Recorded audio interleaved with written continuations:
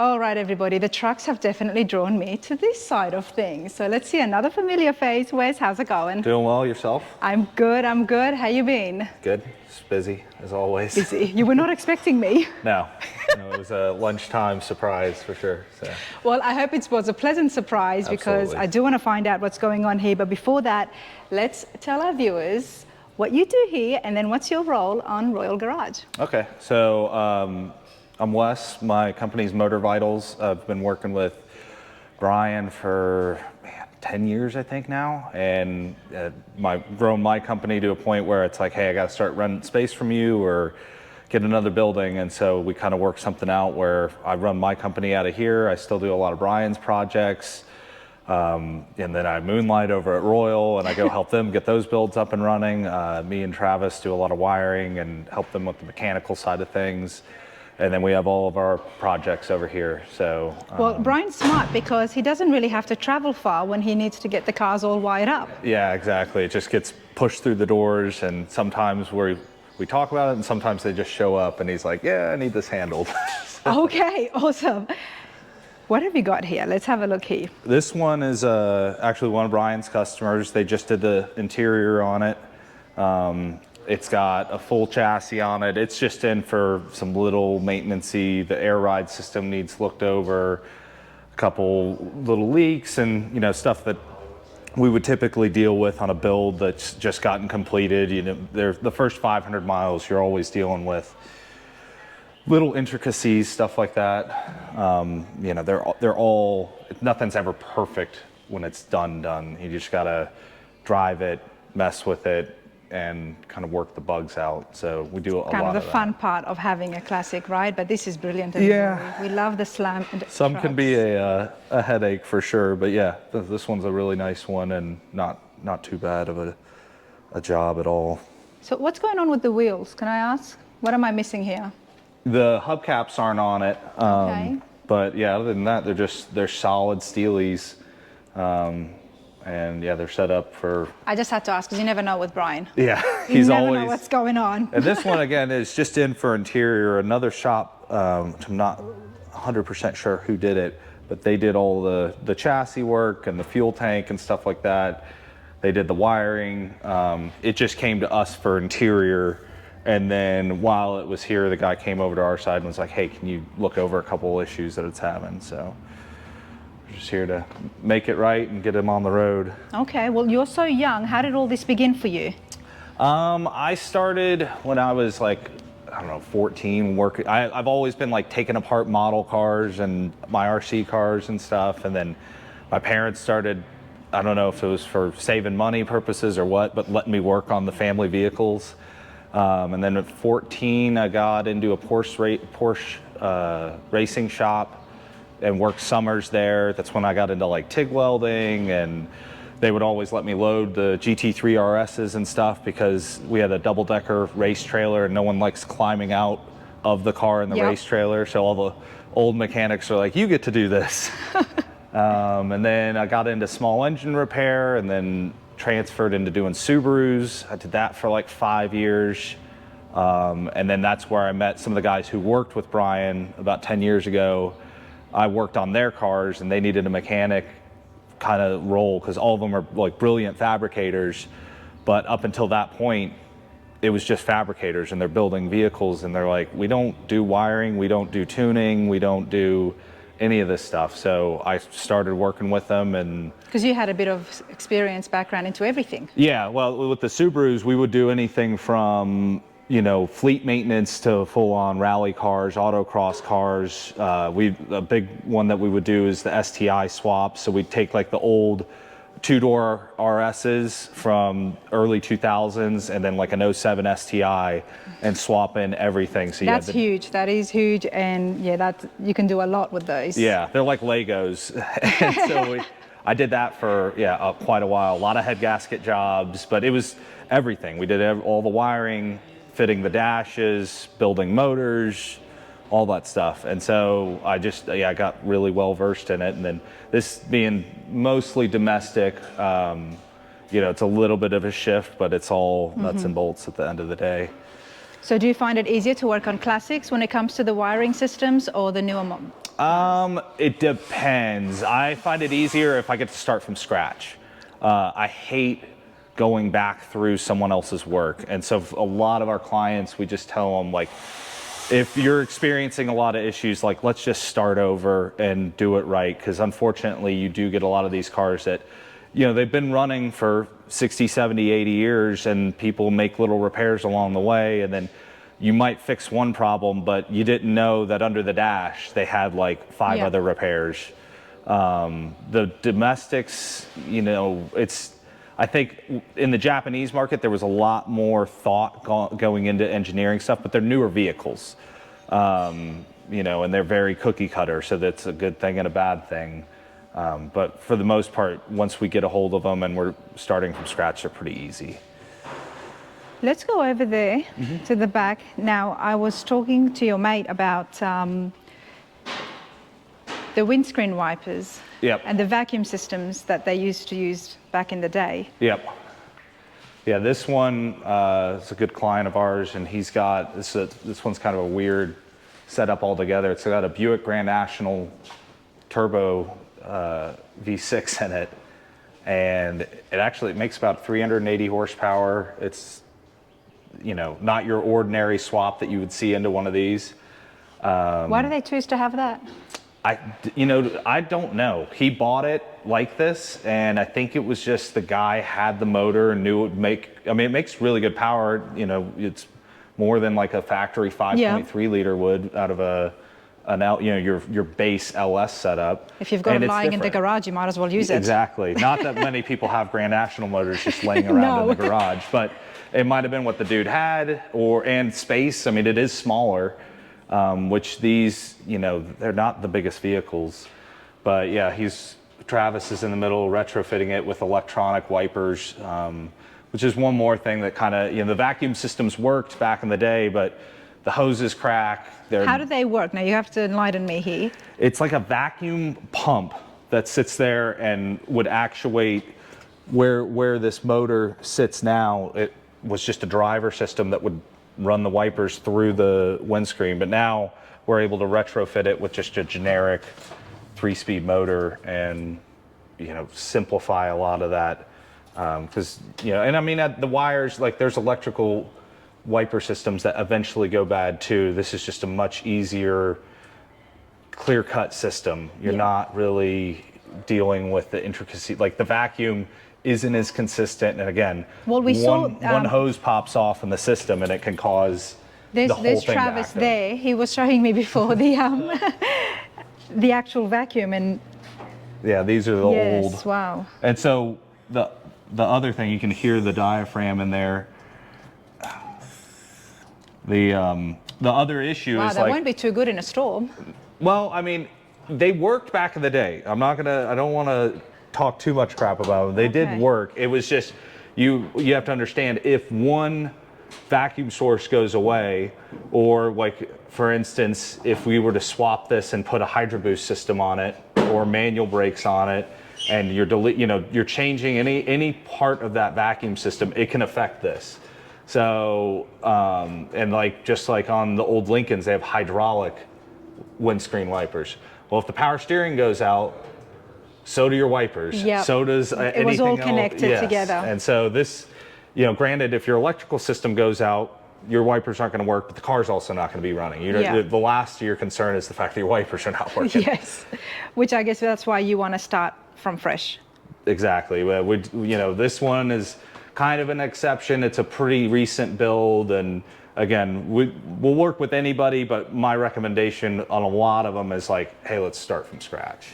Okay, and is that a tip that you would give to people? Can people do wiring at home?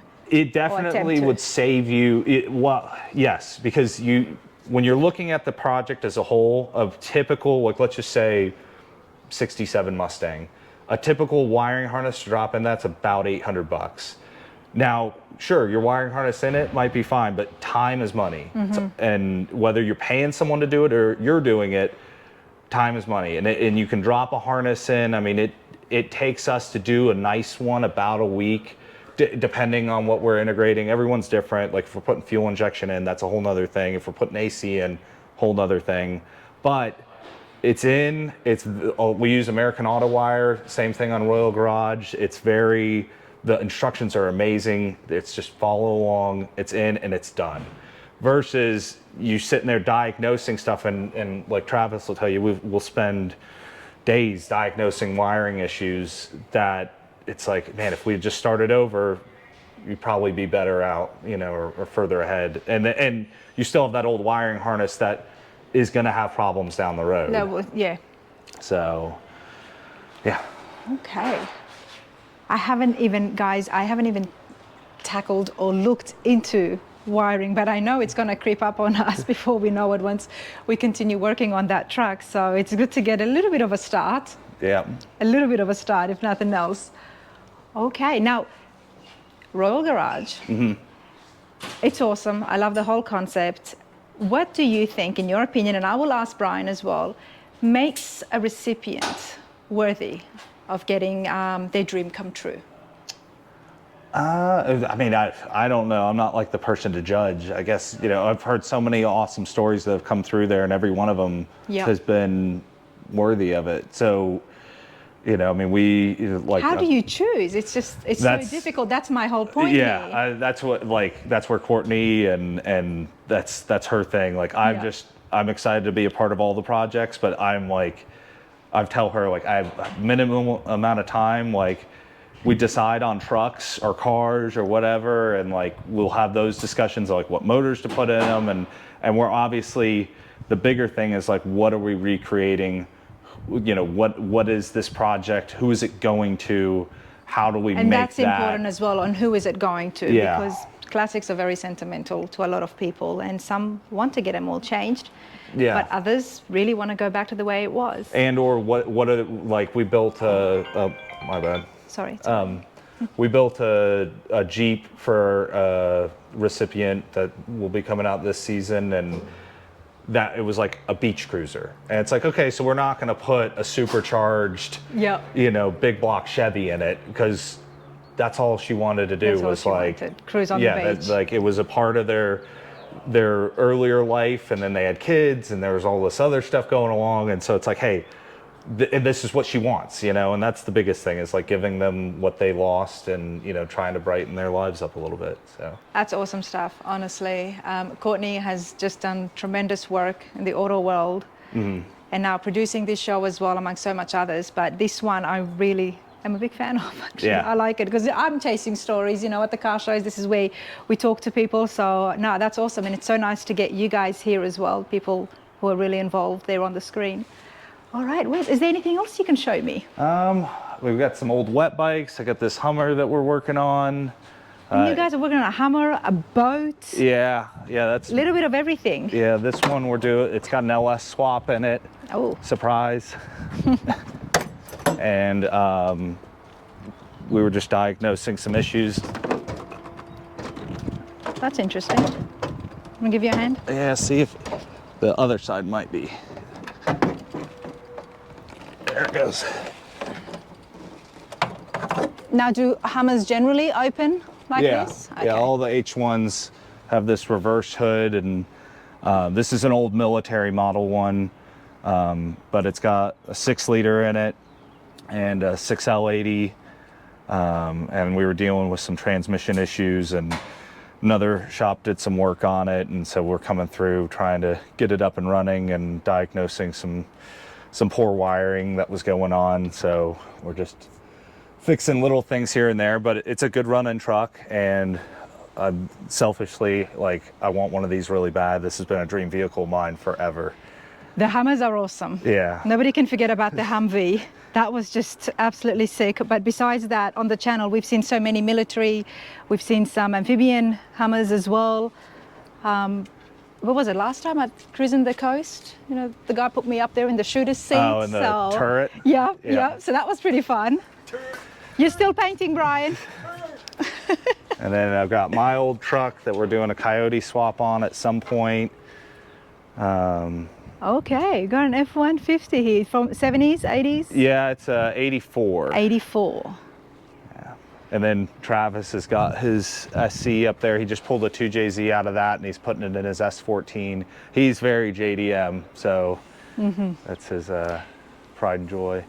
Are you a Ford guy, Wes? I'm an anything that makes power guy. So this one just came with an old 351 and You'll put a 5.0 on it? yeah, we're gonna put a Coyote. I got it down at the shop getting built. We're doing pistons, rods, 3-liter Whipple, cams, and should make right at 850 wheel. That's what I'm hoping for.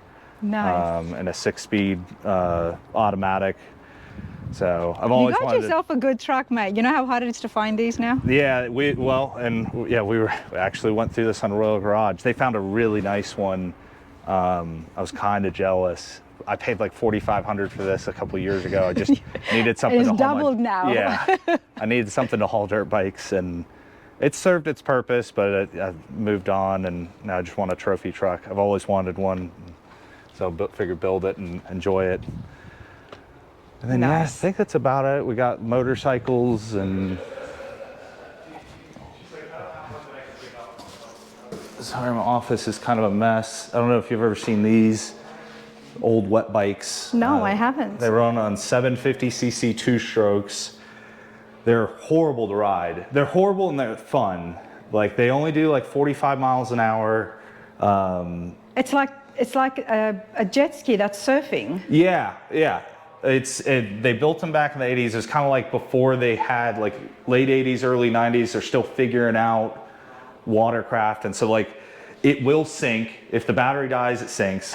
It's got a bilge that just once you key it on, it's running constantly. Okay. You get it started and it's like real tippy, and then once you get going, you get up on these skis and it just sucks water from down here and shoots it out the back, and it's like riding a motorcycle on the water. It's a lot of fun until you get in really choppy water, because then it's like you'll get crossed up. I think one of my buddies, his wife broke her ribs. Another buddy of mine, I think his collarbone on one of them. They're great for calm water, but like not the most safe, you know. I love going on a jet ski, everybody, but I will not be going on a wet bike, just so we can put it out there. And then this is one of my race bikes. It's an old YZ250 AF. My adventure bike, which I love that thing. It's just fun to ride up to the mountains, camping gear, and go mess around on dirt roads. All right, Wes, come over here, please. Yeah. Talk to me now. Oh, this is just a pile. It's Pile okay. of a bunch of parts. No, trust me, it's more put together than mine is right now. 350. Yep. What are you doing to this?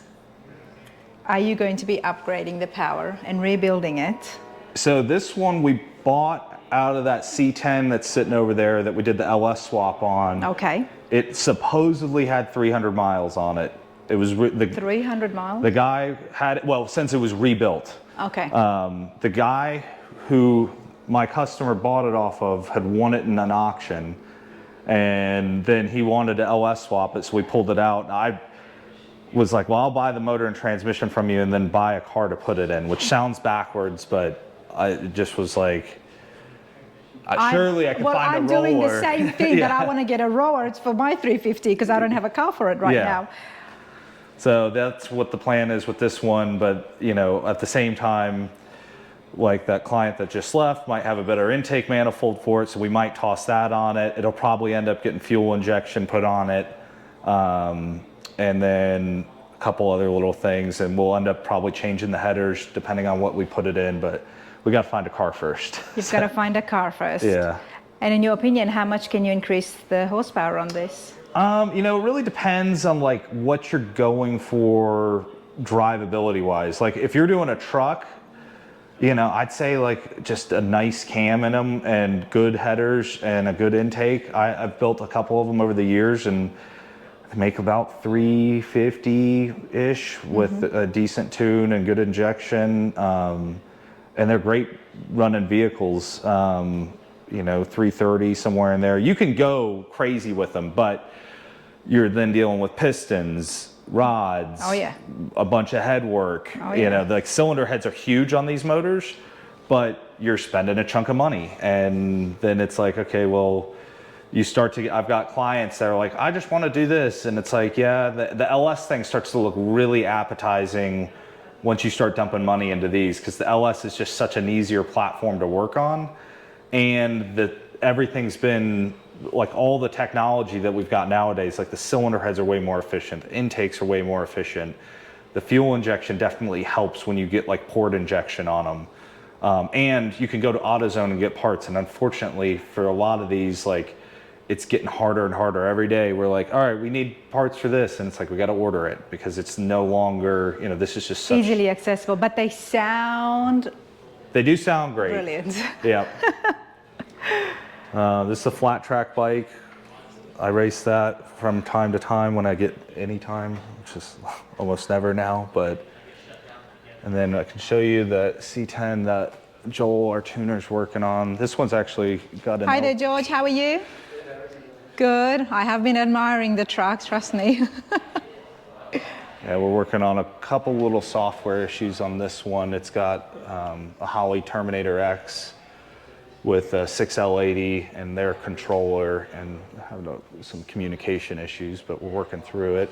Okay. And then this one's a 6.2 liter LS3 with the customer didn't want your standard LS intake manifold, the big plastic one with the throttle body sitting here. So what we did was deleted that, went to Holley intake manifold, and this is one of their Terminator stealth packages. So all your injectors and everything sit up here just kind of like a Holley Sniper, but it's got a full ECU inside the car. It's got transmission control, but it looks the part with the air cleaner on it. It's not as, you know, we try to minimize it looking like an LS. We also relocated the coils to behind the fender here and put some valve covers on that kind of look more like a Chevy, you know, 350. Well, that's pretty big these days. A lot of people are getting it and making it look like it's the original engine. Right. To the person walking by. And it's just, yeah, everybody, like, you don't get into this. For the most part, you're not getting in and doing it and wanting to sell it. Well, there's the selling, which I would advise strongly against. Like, you have to be very strategic with that. I've watched a lot of people go very underwater, trying to do like the, oh, I'll flip it. They make it seem real easy, but it costs a chunk of money. And then a lot of people want their own thing. They want it special. They want it, Absolutely. you know, their touch to it. So, you know, everybody's got their stuff. I'm not building to sell, if anybody out there is wondering. All right, let's have a look inside here. I didn't see the grills. This is a 72, 71? This one is a 64. A 64, okay. And yeah, we did AC, stereo system, different steering wheel, steering column, all the wiring, fuel system, motor, transmission, rear axle, suspension, chassis stiffeners, exhaust. I can actually lift it up if you want to take a look at the underside, just make sure his laptop's not hooked up to it.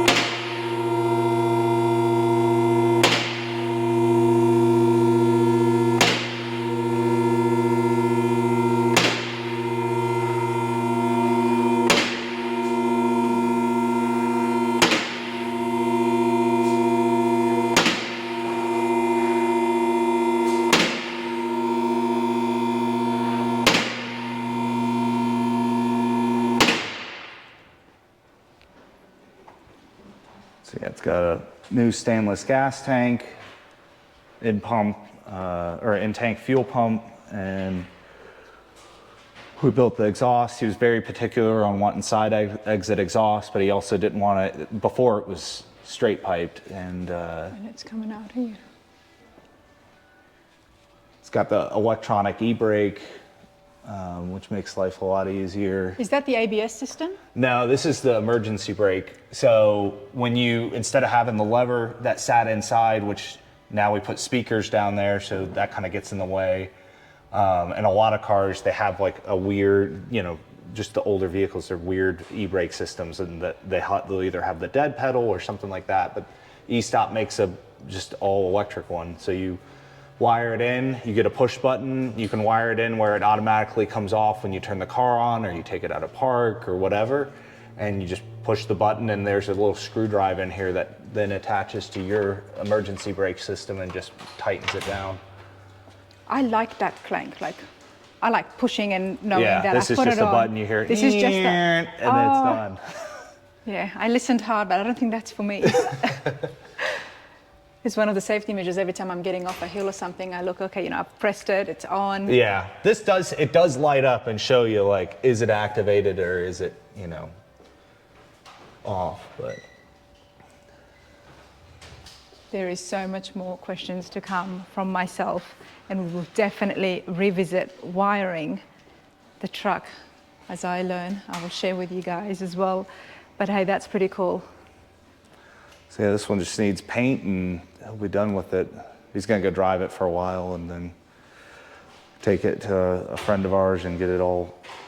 And this is just on coilovers, right? Yes. Yeah. So I thought it's not on bags.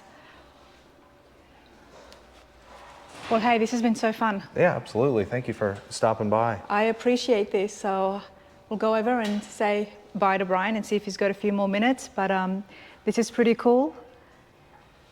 Can people come to you? So if someone is watching this at home and they're like, what, I need this guy to do some wiring for me, can they contact you? Yeah, via our motorvitals.com or Instagram, email us, give us a shout, drop in the DMs, and we'll be happy to take a look at what you got. And we get people from all over the US. We just had a car leave from Ohio. I've got, that one's North Georgia. This guy is actually kind of local too, but that one's New York. The bike is, and we got just random. It's never ending, but we are backed up. So you are backed up, and you're filming still as well. So. Yeah. I'm sitting like between that and working with Yamaha, we're sitting like 6 months out. So it's been busy, but we make it happen. You make it happen. Thanks for that, Wes. The details are going to be on the screen as well as the description, everybody. But hey, appreciate your time. Thank you. Thank you.